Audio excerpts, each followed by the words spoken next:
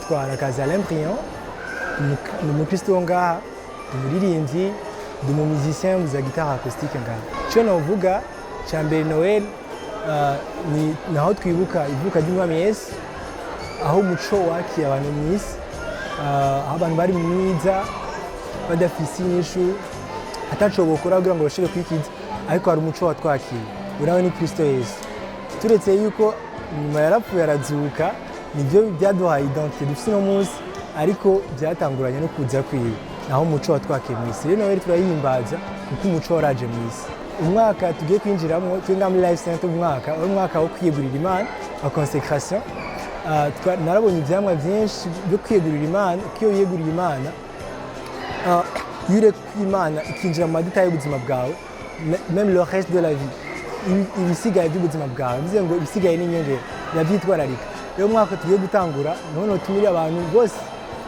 kuza kuri Yesu wa muco twavuga kugira ngo bamwiyegurire hama ahingure ubuzima bwabo aburyoshe.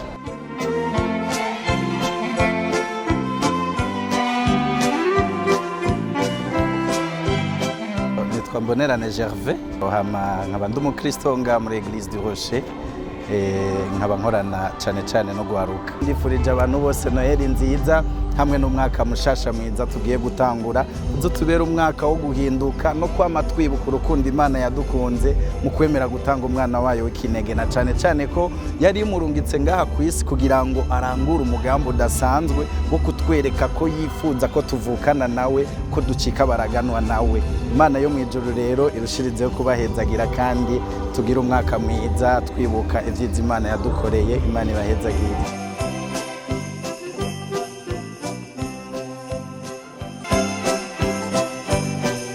Salut, c'est votre serviteur l'apôtre Abel Racheté et je suis dans la joie de venir vous présenter les vœux les meilleurs pour les festivités de fin d'année et vous souhaiter une heureuse année 2023. Nous savons que le Seigneur a un plan merveilleux pour chacun de nous.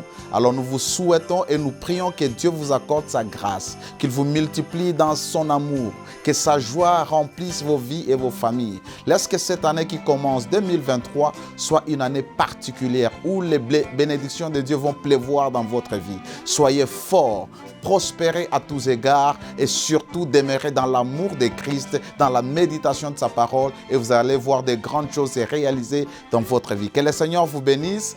Heureuse fête de Nouvel An et bonne année à vous. Merci beaucoup.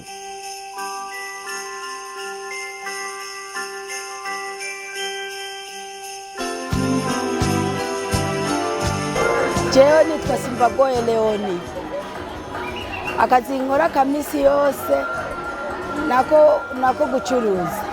Icyo twokwifuriza abantu nukugira ibihe byiza, nukumererwa neza, nukwakira agakiza, bakihana kugira ngo Imana itugarukire. Umuntu wese ku giti ciwe, umuntu yihane yakira agakiza, hanyuma Yesu apfukire mu mitima yacu, hanyuma rero hageze igihe azoza tujyane.